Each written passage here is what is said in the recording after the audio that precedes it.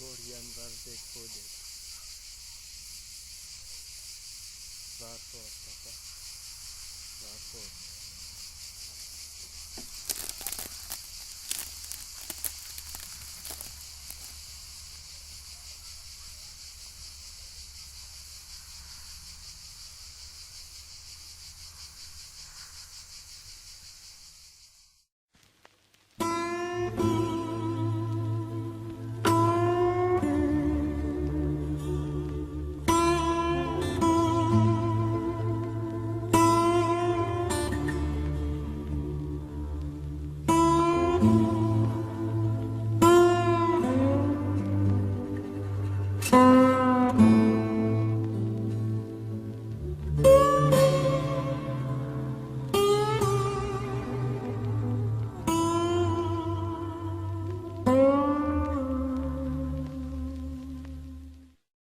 Bonjour les cinéphiles, même si la fréquence de contenu n'était pas tout le temps au rendez-vous, à cause de ces satanés bacs, nous allons profiter des vacances pour nous rattraper. Nous allons donc clore avec cette vidéo le cycle Tarkovsky, septième et dernier film du réalisateur, sorti en 1986, monté alors qu'Andrei Tarkovsky était sur son lit de mort, son film testament, Le Sacrifice.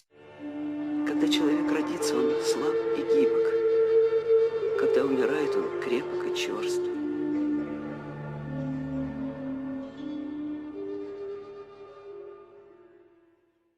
Alors je vous le dis tout de suite, j'ai eu beaucoup de mal avec ce film. Un peu comme Nostalgia, mais pas pour les mêmes raisons. Je vais donc vous montrer ce qui m'a plu et déplu dans ce long métrage. Tout d'abord, d'après moi, on a perdu au niveau de l'image la patte soviétique des films de Tarkovsky. Après, je me trompe peut-être, c'est juste mon avis personnel. J'ai l'impression que justement ce qui m'avait plu dans cette ère soviétique chez Tarkovsky n'est plus là. Je parle pas de la philosophie, elle est toujours aussi bien parlée par ses personnages, mais que ce soit au niveau du traitement de l'image ou même des décors, il manque un truc.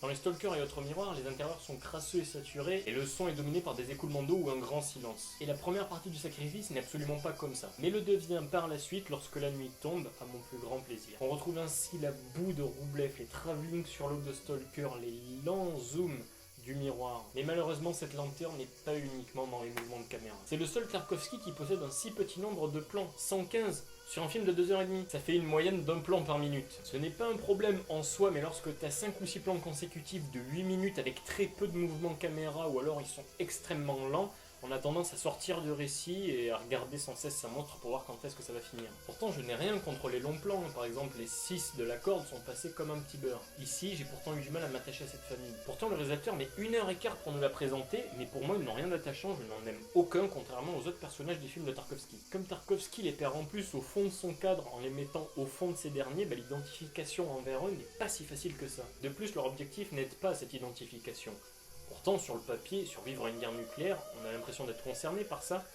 Malheureusement, c'est pas le cas, en tout cas pour moi. Si je devais faire un classement de mes Tarkovsky préférés, je mettrais Stalker, L'enfance d'Ivan, Andrei Roublev, Le Miroir, Nostalgia, Le Sacrifice et Solaris. Mais ça suffit de taper sur les doigts d'Andrei comme ça, il faut quand même parler des qualités. Et s'il y a bien un truc qui m'a scotché, c'est la fin du film. Alexandre avait promis à Dieu de lui donner ce qu'il avait de plus cher si jamais tout redevenait comme avant. Pas de guerre nucléaire et un garçon qui arriverait de nouveau à parler. Au petit matin, sa famille n'a pas été touchée par l'affrontement nucléaire et le petit garçon recommence à parler. Il décide donc de brûler sa maison. Et mon Dieu que cette fin est magique. Déjà, elle fait plus de 10 minutes, et puis elle est composée de travelling d'accompagnement d'Alexandre.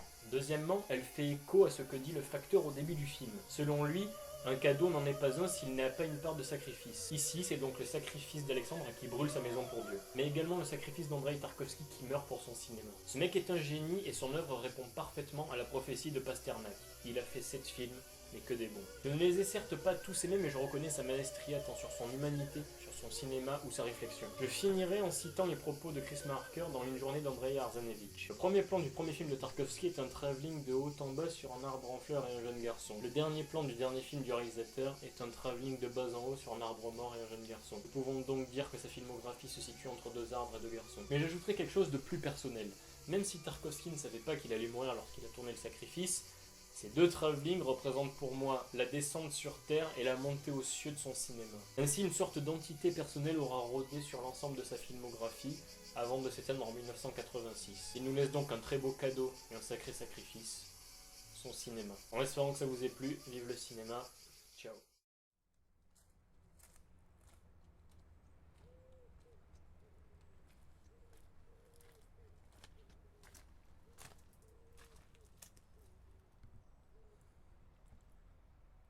Покойся с миром, Андрей Тарковский.